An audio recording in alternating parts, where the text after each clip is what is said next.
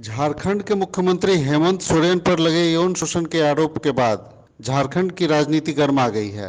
राज्य के पूर्व मुख्यमंत्री बाबूलाल मरांडी ने इस मामले में आज प्रेस कॉन्फ्रेंस कर मुख्यमंत्री हेमंत सोरेन से इस्तीफे की मांग कर डाली।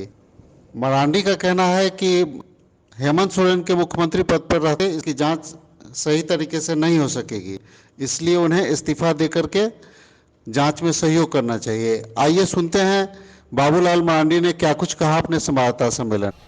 उसमें मामला क्या है कि राज्य के आज जो मुख्यमंत्री हैं कि उनके ऊपर एक बड़ा संगीन आरोप लगाए गए और ये मामला आज का नहीं है। 2013 में जब राज्य के मुख्यमंत्री हेमंत सोरेन जी थे तो उस समय का मामला है और उस वक्त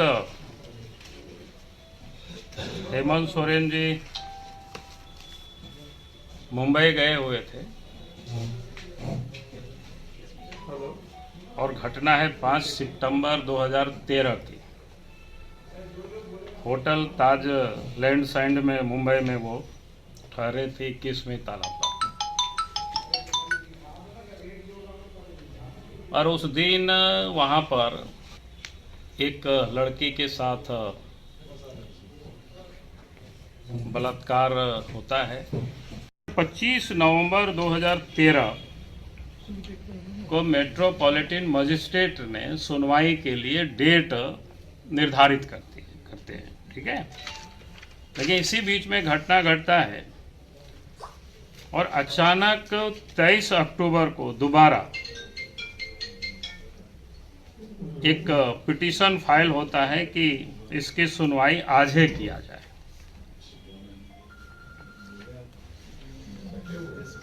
और उसमें जो लड़की पिटीशन फाइल करती है उसमें एक तो लिखा गया कि हम शादी करने वाले हैं, घर बदलने वाले हैं,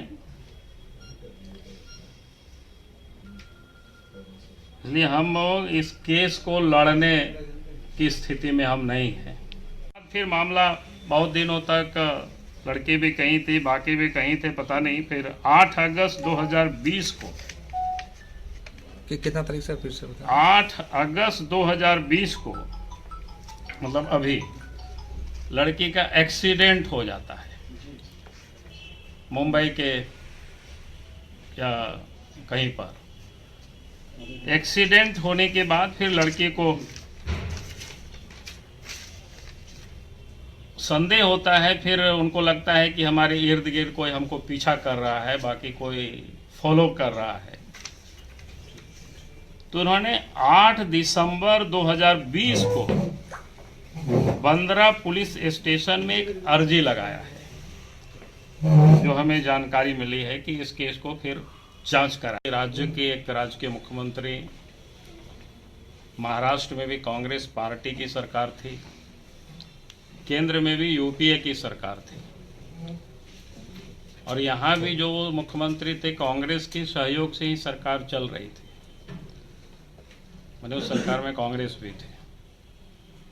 तो डरी सहमी फिर 21 अक्टूबर 2013 को वो लड़की ने बंदरा मेट्रोपॉलिटन मजिस्ट्रेट के यहाँ उन्होंने अर्जी दाखिल की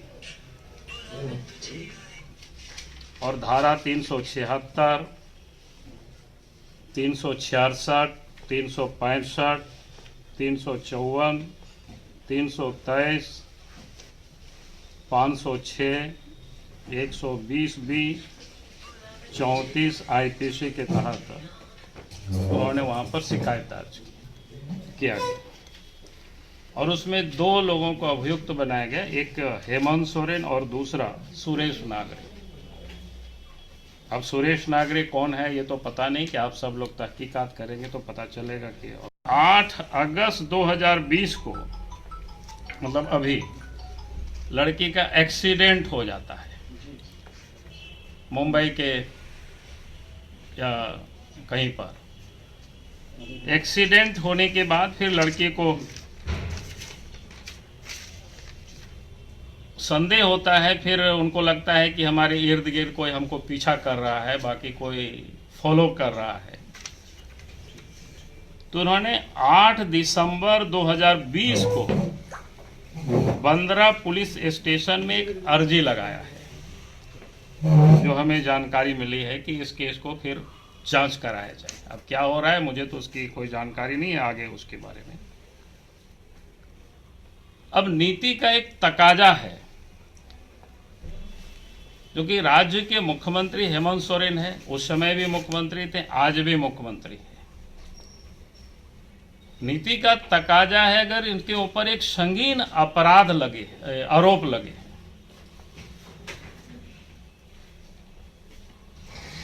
तो हम चाहेंगे कि राज्य के मुख्यमंत्री को त्यागपत्र देनी चाहिए और खुद से सीबीआई या किसी भी कोई एजेंसी से, सीबीआई ही जो कि इंटर स्टेट मामला है, सीएम यहाँ पर है, घटना मुंबई की है, और पूरी मामला को इनको जांच करानी चाहिए। और जब तक दोष मुक्त नहीं हो तब तक वो सीएम की कुर्सी पर नहीं रहे। सीएम की कुर्सी पर रहेंगे तो जैसे जांच प्रभावित हो सकता है, जो प्रभावशाली लोग जो लोग करते हैं। मेरी जानकारी में जो चला है कि 8 दिसंबर के बाद मुंबई हाई कोर्ट में लड़की ने केस भी फाइल की है और उसमें से सीबीआई जांच की उन्होंने मांग भी की है और प्रोटेक्शन की भी खुद मांग की है।